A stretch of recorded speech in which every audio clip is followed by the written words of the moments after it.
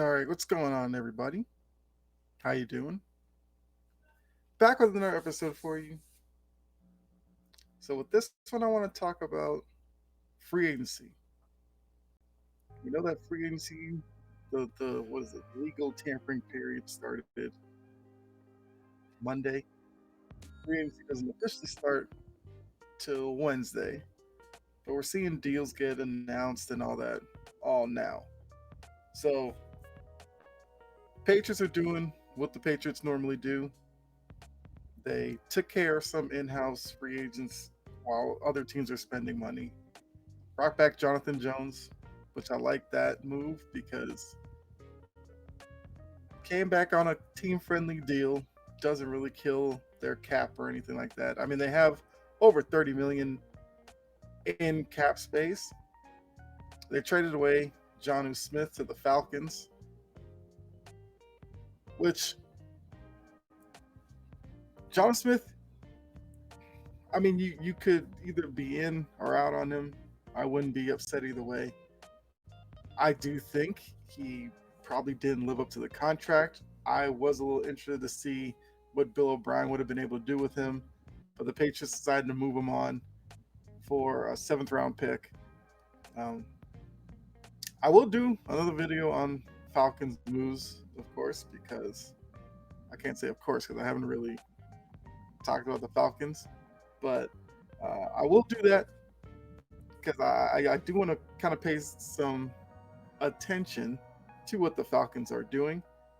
You know, they are my adopted second team as I do live in the Atlanta area now. So I'm interested to see what they are doing.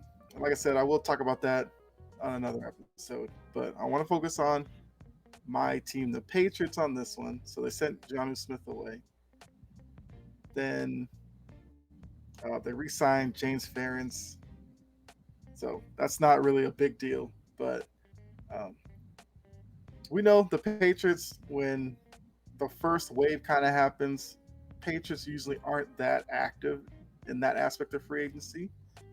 Doesn't mean they won't do anything though, because I'm assuming with the newsletter that came out, or I mean the press release that came out, basically detailing Robert Kraft wasn't happy with last season, which led to them getting Bill O'Brien as the offensive coordinator.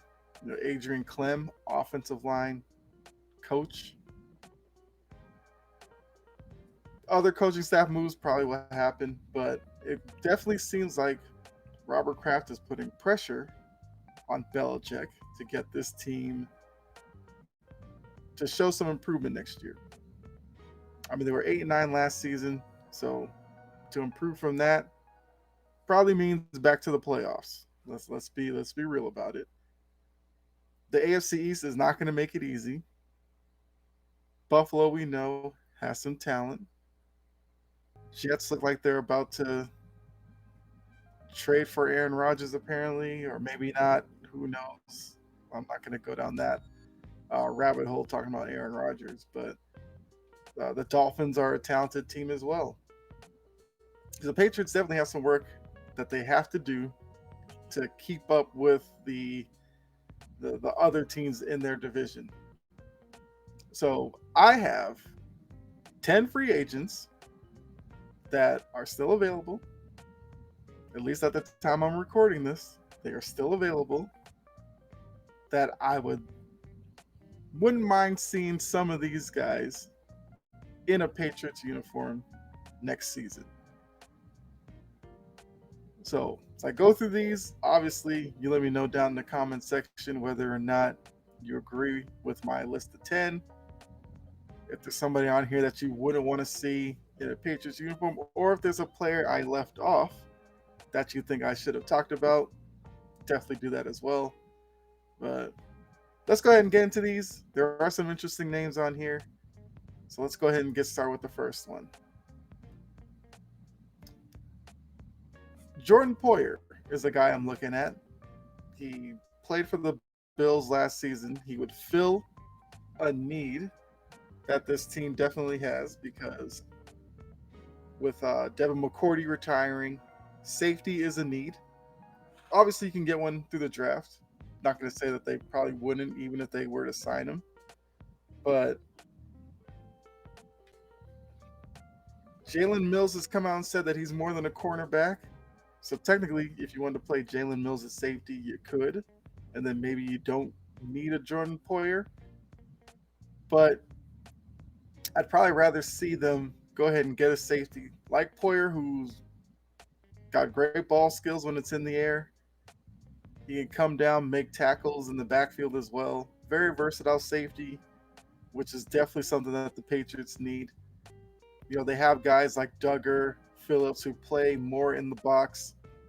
Over the top, Poyer would be a really great addition. So that's the first guy I feel like they definitely should be looking at. Like I said, if not, you know, they do have a contingency plan. You could put Mills back there, then maybe free agency go for a corner or draft a corner, whatever. But Poyer is one for me. Second player, Levante David. Now he's what, like 33 as a linebacker. Played for the Bucks last season. This just seems like a Belichick type move. He's a crafty veteran who can still play despite the age. He can kind of play in space as a linebacker, which is also, I feel like that's always a need for the Patriots. They have guys like Bentley, you know, McMillan was a guy that they did re-sign as well. You know, those guys play closer to the line of scrimmage, whereas David is a guy you could, you know, he can make plays side to side, pursuing running backs or wide receivers out on the boundary. He can make plays over the middle as well. And I feel like that versatility, plus with the age and experience, could be a guy that Belichick brings in to, you know, like contribute this year. If they were to draft like a young linebacker as well, David could be there to kind of show them the ropes a little bit as well. So, like I said, this is the kind of signing I could see Belichick make. David would bring something to the team, of course, but I don't know. Maybe Patriot fans maybe would rather see a younger guy, but I think Levante David still has some football left in him. And I've always liked Levante David. Once again, you know, being as it may that I do watch Falcons games, they play the Bucks a lot. I've seen Levante David make plays in space.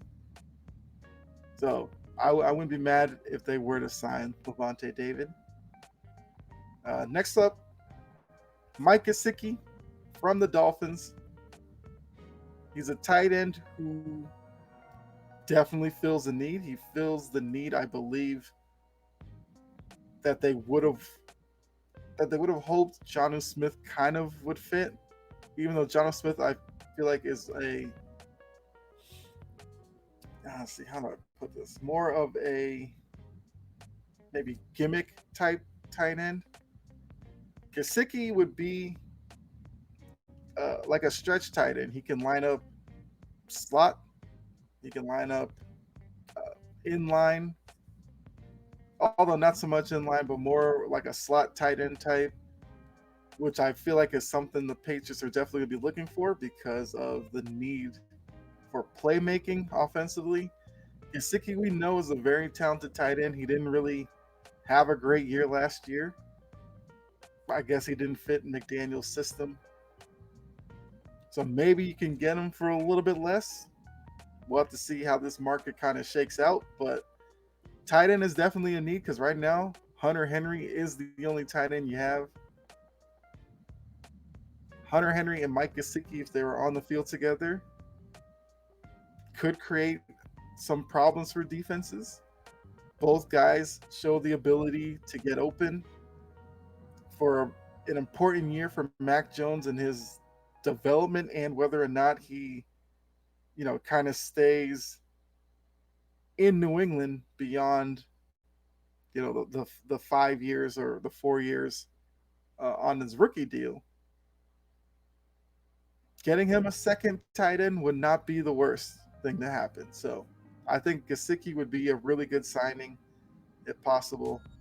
I'm sure he's gonna garner some interest from some other teams around the league. But why not take the chance to take away maybe an underutilized player from a division rival? All right, next I got Rock Ya-Sin. Played for the Raiders last year. So this move might be dependent on, let's say they don't get Poyer. Mills has to go play safety. Now you have a needed corner. Which even though if you don't make that, even if you were to sign Poyer, they probably still could use a corner. To be honest with you, Rockison comes in at 6 feet tall, so he would give them a big body corner, which is also a need on this team because Jalen Mills, I believe, is the tallest corner at like 6 feet, and Rockison is about 6 feet as well. He can also run, plays a physical style. I think he would fit perfectly in a Belichick, defensive system. So I think he'd be a really good signing for them. Help out in the back end and the secondary. Then maybe secondary doesn't become such a pressing need in the draft. You can maybe address some other areas, or you can still address cornerback like later in the draft. But Rockison would be a guy I would like to see the Patriots go out and sign because they do need some secondary help. That's for sure. Next up, DJ Chark. Played with the Lions last season. We all know every year wide receivers, widely talked about in the Patriot system. Aguilar's a free agent. Aguilar, I do not expect him to come back to the Patriots. DJ, you could basically put him in the same role. He could play on the outside, get downfield. I feel like he's a better,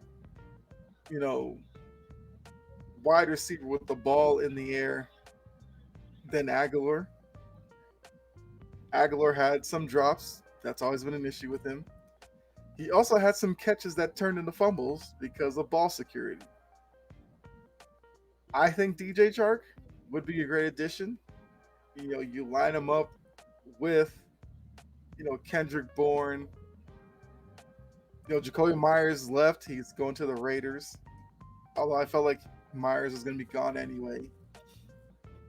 Because they don't really have guys who stretch the field and are kind of threats with the ball in their hand. DJ Chark fills that need. So I feel like he'd be a really good addition as well. Caleb McGarry. Now, this is a guy I did see with him playing on the Falcons last season. He's strictly a right tackle, which is fine. I mean, they still have Trent Brown on the roster. So Trent Brown, if he had to, could play left tackle. You have McGarry at right tackle. You'd feel okay. Obviously, I still want them to draft at least one tackle. Wouldn't mind if they double dip, went with 2 tackles. Because Brown, I believe, has 1 year left on his deal. So if he were to leave, at least you could have somebody who could slide in there. And McGarry, like I said, strictly right tackle.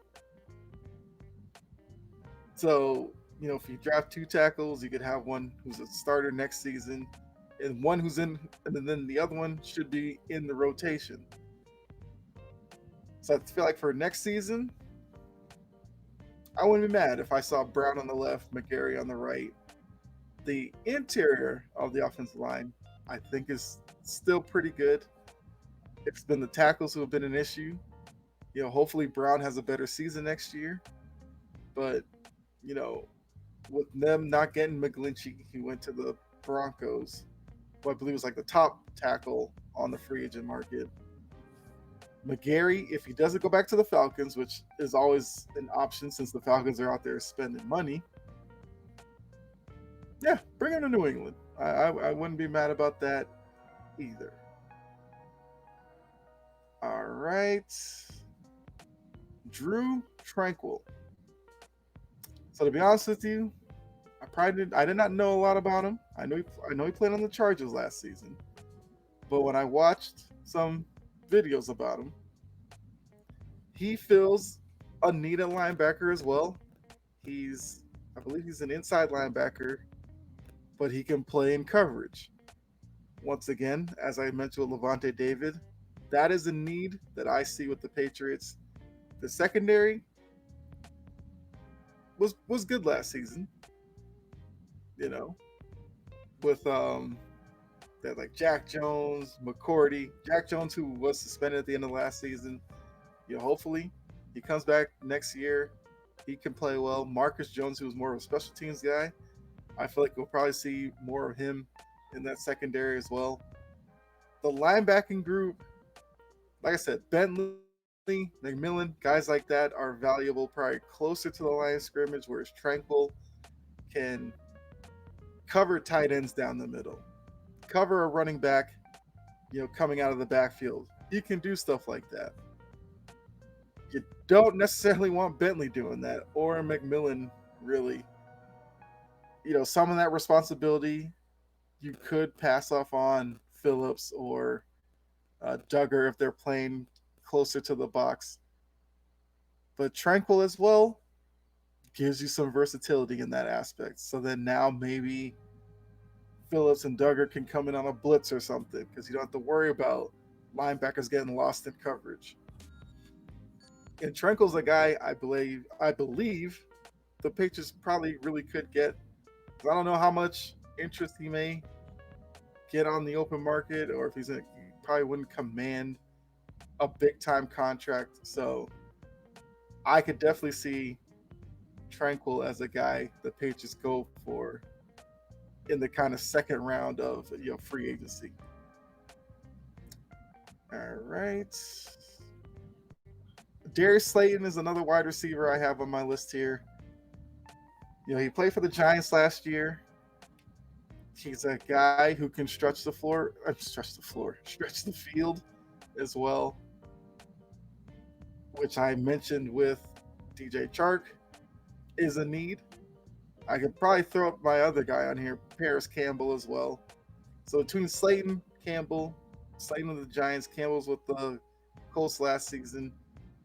You get either one of these guys.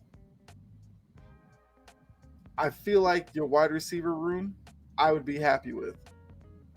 If they didn't draft one, I'd be okay with that because I still really like Bourne.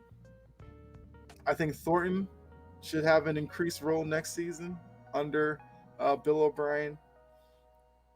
I really like the Parker signing from last offseason. I hope Bill O'Brien works him into the offense more. So that's three guys right there. And then if you wanted to draft somebody plus either Slayton, Campbell, Chark, one of those, wide receiver, you're not looking bad. Because now there's some versatility there. Plus with Bill O'Brien's ability to actually run an offense, which Matt Patricia couldn't do, I would be enthusiastic going into next season with what the offense could possibly look like. So those are the two I have there. And then the last one, Damian Harris, who's a Patriots own free agent. I believe the Patriots are waiting back to see probably what kind of money is thrown at him. I mean, I don't think they have him on any restriction or anything like that, so I don't know if they'll even get the chance to match an offer. I don't think, but we know with running backs and with Ramondre Stevenson's increased role with the Patriots, he basically overtook Harris on the depth chart, which is why he's a free agent right now. Obviously, the Patriots could just draft a running back. I wouldn't be mad at that because I have done a couple of mock drafts that I've put on my Twitter, and usually the ones I had them drafting a running back later rounds. But if you brought back Damian Harris, obviously it'd have to be team friendly. I don't think they want to overspend for Harris necessarily. I wouldn't mind another go around of Ramondre and Damian Harris as your top two running backs. They were productive probably a couple of years ago. Last year, not so much because I think Harris was hurt. Seemed like a lot of the season last year. Stevenson got hurt a little bit, but Harris didn't really play that much. Well, not as much as previous seasons, but yeah, I wouldn't be mad if they re-signed him, to be honest with you. And if you were to do that with one of the wide receivers I mentioned on here, I feel like with Bill O'Brien's system, the offense would be markedly better than they were last year. I obviously I do really think this. The Patriots are probably an improved team next season. Now, to get closer to the year, I would definitely look at the schedule and all that. Probably do an episode with like a season prediction win loss record. I know they do have a tough schedule next year. I do know that. Sorry, but I think the Patriots can make this work. I know a lot of Patriots fans are kind of upset with the lack of activity right now, but like I said, this is what the Patriots do.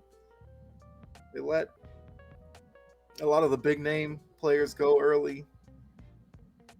Then they kind of go in the second tier and find the diamonds in the rough, if you might say. I don't know, but I'm not surprised by the Patriots approach in any way.